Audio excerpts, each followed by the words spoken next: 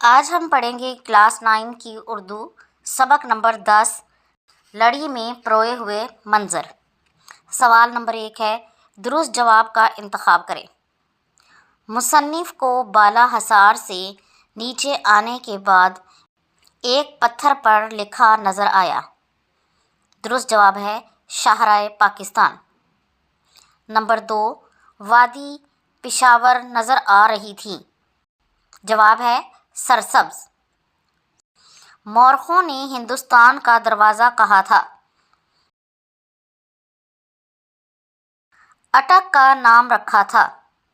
درست جواب ہے اکبر اعظم نے۔ نمبر 5، سکھوں کا مشہور گردوارہ واقع ہے۔ درست جواب ہے حسنہ بدال میں۔ نوشہرہ کے قریب آ جانے کی پہچان تھی۔ درست جواب ہے دریائے کابل۔ سوال نمبر 2 ہے، سبق کے متن کے مطابق دیے ہوئے سوالوں کے جواب لکھیں۔ مصنف کو دور سے وادی پشاور کیسی نظر آ رہی تھی؟ جواب ہے مصنف کو وادی پشاور بہت سرسبز نظر آ رہی تھی۔ محمود غزنوی نے راجہ جے پال کو کس جگہ شکست دی تھی؟ درست جواب ہے محمود غزنوی نے راجہ جے پال کو ہنڈ کے مقام پر شکست دی تھی۔ اٹک کا قلعہ کس دریا کے کنارے بنایا گیا تھا؟ اٹک کا قلعہ دریائے سندھ کے کنارے بنایا گیا تھا۔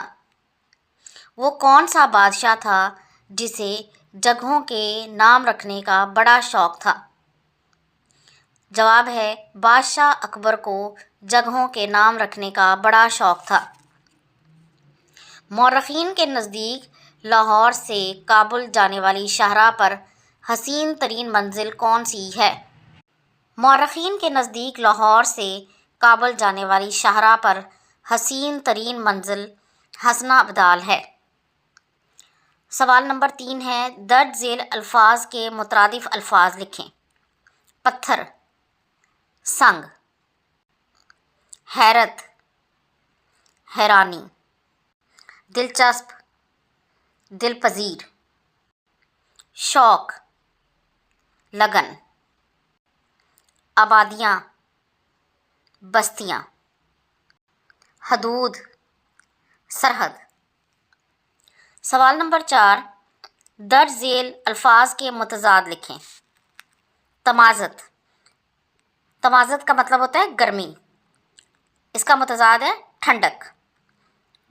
گمنام، نامور، شاہانہ، فقیرانہ، اول و ذکر، آخر و ذکر، قدیم، جدید، داخل، خارج۔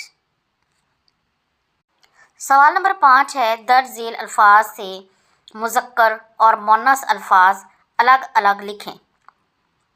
تو ان میں سے مذکر ہیں دریا، گاؤں، قلعہ، دروازہ، اور مؤنث ہیں وادی، سڑک، بستیاں، سرائے، شکست، زمین۔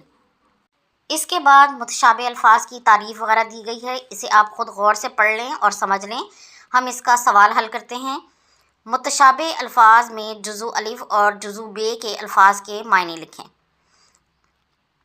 ادا کرنا، ادا کرنا، دینا، ادا طرز یا ڈھنگ، عرض گزارش اور دوسرے عرض کا مطلب ہے چوڑائی، کل آنے والا دن اور دوسرے کل کا مطلب ہے مشین، آب پانی اور دوسرے آب کا مطلب ہے چمک، زمانہ دور اور دوسرا زمانہ کا مطلب ہے گردش، رقم لکھنا اور دوسری رقم کا مطلب ہے روپیہ پیسہ، ہار بار، بار کا مطلب ہے دفعہ اور دوسرے بار کا مطلب ہے وقفہ۔